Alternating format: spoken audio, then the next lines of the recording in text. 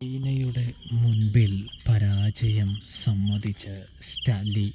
അങ്ങനെ അലീനയുടെ മുൻപിൽ മുട്ടുമടക്കുകയാണ് സ്റ്റാൻലി എന്ന് കാണാനായിട്ട് കഴിയും. സാത്വിക്കും പ്രേക്ഷകരെ, പ്രിയ കൂട്ടുകാരെ. അപ്പോൾ നാളത്തെ കഥയിൽ വൈജയും കൂടാതെ തന്നെ ബാലചന്ദ്രനും തമ്മിലുള്ള യുദ്ധത്തിൻ്റെ തുടക്കമാണ് ക്ലൈമാക്സ് ആവുമ്പോൾ കാണാനായിട്ട് സാധിക്കുക എന്ന് കാണാനായിട്ട് കഴിയും. തുടക്കം തന്നെ നമ്മുടെ സ്റ്റാൻലി ആണെങ്കിൽ സഹോദരനായ ജോബിയോടും റൂബിനോടും മനസ്സിലുള്ളതും സംഭവങ്ങളും അലീനയുടെ കാര്യങ്ങളും എല്ലാം തുറന്നു പറയുന്നതാണല്ലോ കാണാനായിട്ട് കഴിയുക. അതായത് അലീന ആരാണെന്നുള്ള കാര്യം, അലീന എങ്ങനെയുള്ളവളാണ് എന്നുള്ള കാര്യം, അതായത് അലീന നമ്മുടെ അമ്മയെ പോലെയാണ് എന്നുള്ള കാര്യം, തനി അമ്മയുടെ രൂപമാണെന്നും അലീന തന്നെ പപ്പ എന്ന് വിളിക്കുന്നത് കേൾക്കാൻ തന്നെ തനിക്ക് പ്രത്യേക ഒരു ഇഷ്ടമാണെന്നും പറയുന്നുണ്ട്. റീത്താമയോ ക്രീത്താമയോ ആര് തന്നെ വന്നാലും എന്നെ എൻ്റെ മോളിൽ നിന്നും പിടിച്ചു മാറ്റാനായിട്ട് സാധിക്കില്ല എന്ന് പറയുന്നു.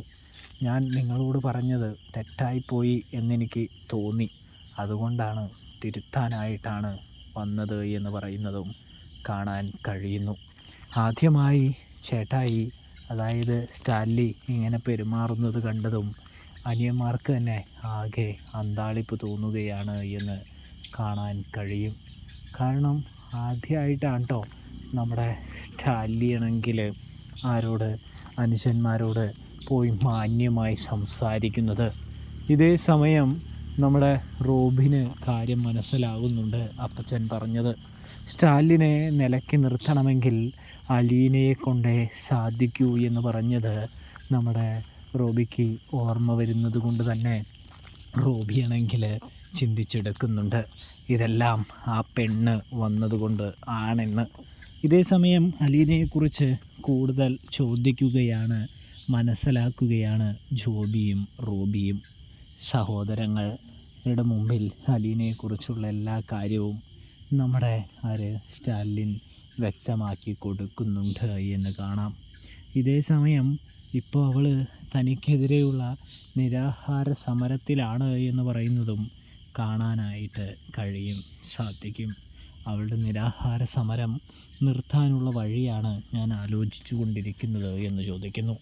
നിരാഹാര സമരം എന്തൊക്കെയാണ് ചേട്ടായി പറയുന്നേ എന്ന് ചോദിക്കുമ്പോൾ, അതേടാ, അവളെ തനിക്കെതിരെ യുദ്ധം ചെയ്യുകയാണ്, തന്നെ നേർവഴിക്ക് നടത്താനായിട്ട് ഇപ്പോൾ ശ്രമിച്ചു കൊണ്ടിരിക്കുകയാണ് എന്ന് പറയുന്നു. ഇതേ സമയം അത്ര അഹങ്കാരിയാണോ ആ പെൺകുട്ടി എന്ന് ചോദിക്കുമ്പോൾ, അഹങ്കാരിയൊന്നും അല്ലടാ, എൻ്റെ സ്വഭാവത്തിൽ മാറ്റം വരുത്താനായിട്ട് ശ്രമിക്കുന്നേ ഉള്ളൂ എന്ന് പറയുന്നു. ഞാൻ ഭയങ്കര കർശന നടപടിയുള്ളവനും വളരെ ദേഷ്യപ്പെടുന്നവനും ഒറ്റയ്ക്ക് തീരുമാനമെടുക്കുന്നവനും അല്ലേ.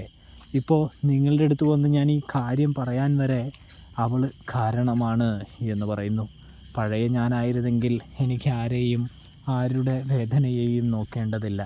എന്നിലുള്ള മാറ്റം നിങ്ങൾക്ക് മനസ്സിലാകുന്നില്ലേ എന്ന് ചോദിക്കുമ്പോൾ, അതെ, അത് തന്നെയാണ് ചേട്ടാ ഞങ്ങളും ഇങ്ങനെ അത്ഭുതത്തോടെ നോക്കി നിൽക്കുന്നത്.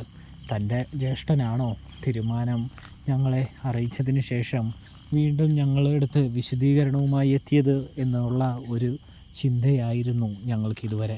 ഇപ്പോൾ എന്തായാലും കാര്യങ്ങൾ മനസ്സിലായി എന്ന് പറയുന്നു. എന്തൊക്കെ സംഭവിച്ചാലും ചേട്ടൻ്റെ മകളുടെയും കൂടെ ഞങ്ങളുണ്ടാകും.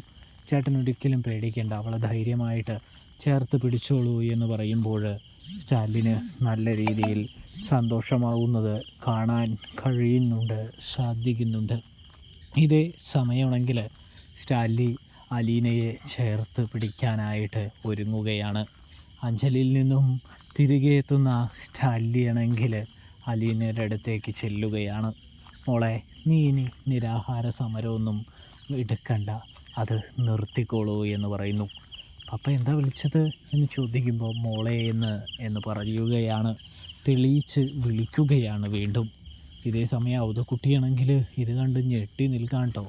ഇതേ സമയം നിരാഹാര സമരമൊന്നും നിർത്താനായിട്ട് കഴിയില്ല എന്നും പപ്പയുടെ മനസ്സ് മാറ്റാമെന്നും തീരുമാനങ്ങൾ ശരിയായ രീതിയിൽ എടുക്കാമെന്നും പറഞ്ഞു കഴിഞ്ഞാലേ, മദ്യപാനം പൂർണ്ണമായിട്ട് ഒഴിവാക്കാൻ ശ്രമിച്ചാലേ ഞാൻ ഈ നിരാഹാരം നിർത്തുള്ളൂ എന്ന് പറയുമ്പോൾ ശരി എന്ന് പറയുന്നു.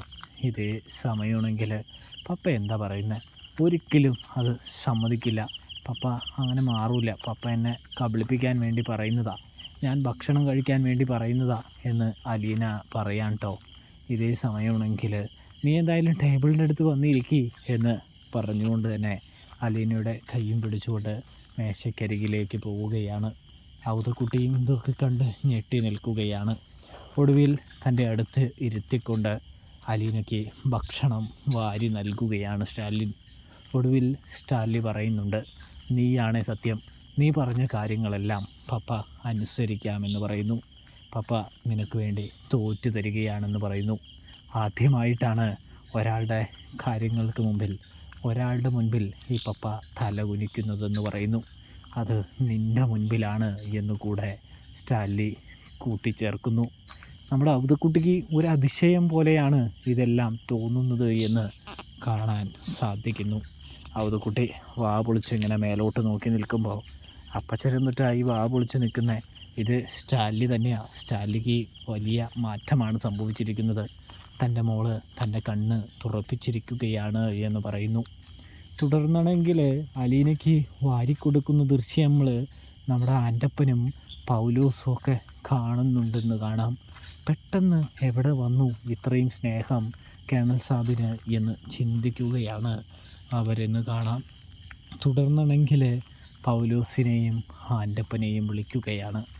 ആൻ്റപ്പ, ഇനി എൻ്റെ വാക്ക് കേൾക്കേണ്ടതില്ല. അതായത് ജോലി സംബന്ധമായ കാര്യങ്ങൾക്കൊക്കെ ഇനി അലീനയോട് കാര്യങ്ങൾ ചോദിച്ചാൽ മതി എന്ന് പറയുന്നു. അതായത് താൻ അധികാരങ്ങൾ പതിയെ തൻ്റെ മകളിലേക്ക് കൊടുക്കുകയാണെന്ന് പറയുന്നു.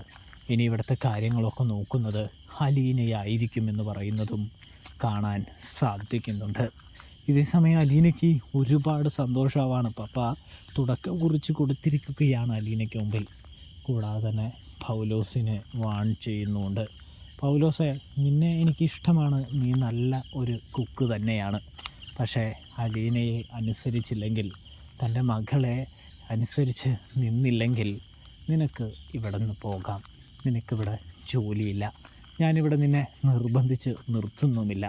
നീ വർഷങ്ങളായിട്ട് എൻ്റെ കൂടെയുള്ളവനായിരിക്കാം എന്ന് കരുതി എൻ്റെ മോളെ അപമാനിച്ചാൽ, മോളെ വേദനിപ്പിച്ചാൽ, മോളെ അനുസരിച്ചില്ലെങ്കിലും നിനക്ക് ഇവിടെ നിന്ന് പോകാം എന്ന് പറയുന്നത് കാണാം. അപ്പോൾ പൗലോസിന് ഒരു വിഷമമാവുന്നുണ്ടെങ്കിലും പൗലോസാണെങ്കിൽ അലീനയെ അനുസരിക്കാൻ തന്നെ തീരുമാനിക്കുമെന്നുള്ളത് തീർച്ച തന്നെയാണല്ലോ. അതിനുശേഷം അലീന പോയിട്ട് പൗലോസിനോട് കാര്യം പറഞ്ഞ് മനസ്സിലാക്കുന്നുണ്ട്. പൗലോസേട്ടൻ കള്ളത്തരം ചെയ്യുന്നത് കൊണ്ടാണ് എനിക്കിഷ്ടപ്പെടാത്തത്. സത്യസന്ധമായി നിന്നാൽ എനിക്ക് പൗലോസേട്ടനോട് യാതൊരു വെറുപ്പോ യാതൊരു ദേഷ്യമോ യാതൊരു വിദ്വേഷമോ ഇല്ല എന്ന് പറഞ്ഞ് പൗലോസിൻ്റെ മനസ്സും അലീന മാറ്റുന്നുണ്ട്. അപ്പോൾ റിവ്യൂ ഇഷ്ടപ്പെട്ട സബ്സ്ക്രൈബ്